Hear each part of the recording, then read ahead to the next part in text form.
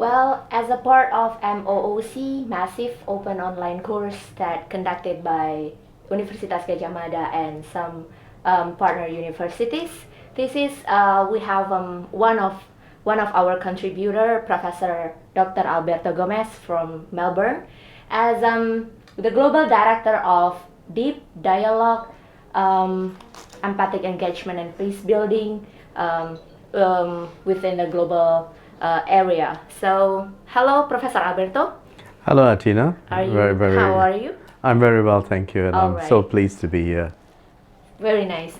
On behalf of this case, let me ask you several questions about regarding to the head theme that we have, which is being a transformative citizenship. Right. Could you please tell us how actually finally you set this global network that you name as Deep Network? Sure. Thank you. I've always been a very strong, passionate believer that we need, to build peace in this world, because we have got far too much, violence, far too much destruction of life and property, and I felt that we have to do more in this world in order to build peace, in order to ensure that people right around the world have the capacity and the space in order to develop various sorts of conditions and structures that will assist them to live a good life. So what I did was it was just getting in touch with a number of friends, a number of my former students from right around the world, and exploring the possibility of setting up an organization and to work towards building a peaceful and sustainable world.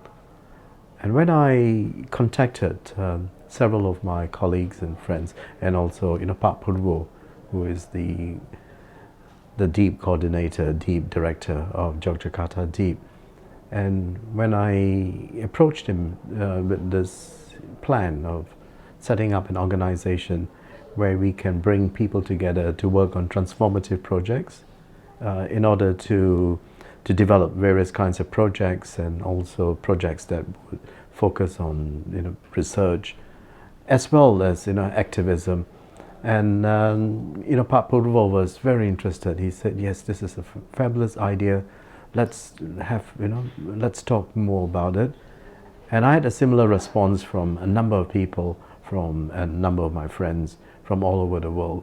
And through a series of conversations in 2014, we decided to come together and to bring together various people that we have been in contact with, who share this common thirst that we have for peace and in the world, and also to work towards a peaceful and sustainable world.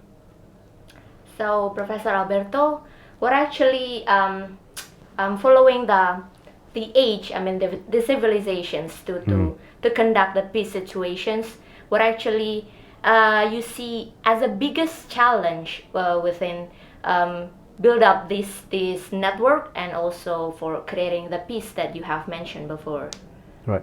I think the biggest challenge is trying to change the mindset of the general public and the sort of person on the streets, because for quite some time now, people have been socialized into believing, I would say, that humans are naturally aggressive, naturally violent, and that to build peace in such a situation would be quite difficult, and it would, in some cases, almost impossible. And also we see around the world, there are quite a number of incidences of violence and violent extremism, as well as the outbreak of wars and civil wars, as well as various kinds of heinous crimes against humanity. And with all that happening, people in general are convinced to the fact, they're convinced that violence is the everyday aspect of the lives of people right around the world. but indeed, we believe that it is actually peace that is the norm.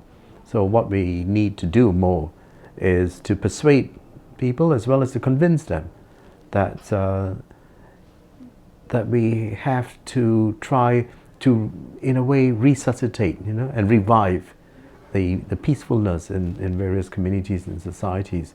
And through that, we should be able to challenge the kind of increasing violence and growing violence that we find around the world.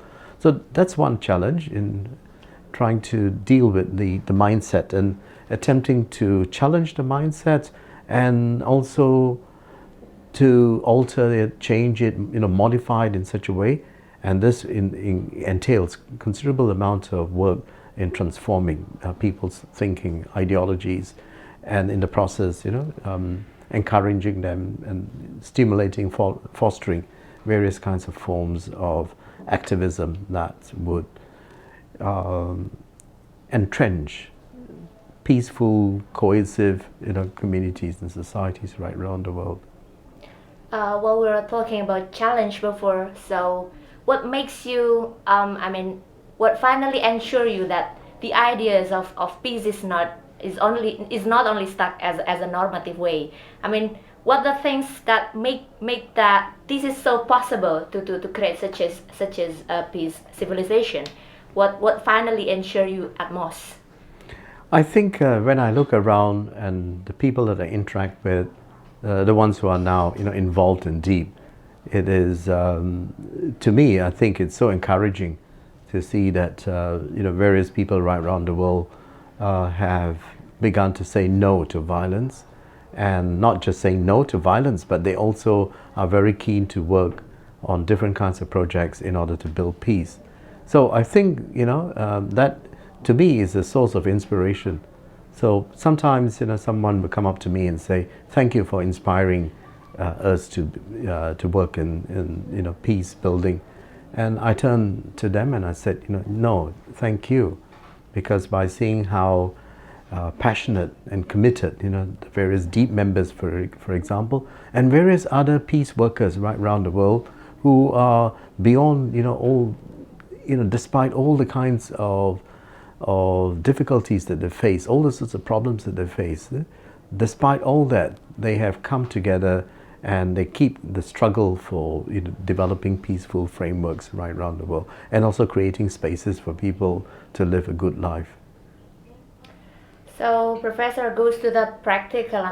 How then you connect? How then you connect the values of deep to create such as a transformative citizenship?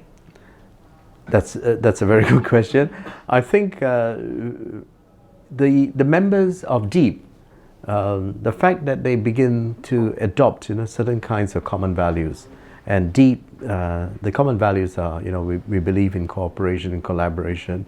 We believe in we focus on people being egalitarian, inclusive, and as well as socially and culturally and environmentally sensitive.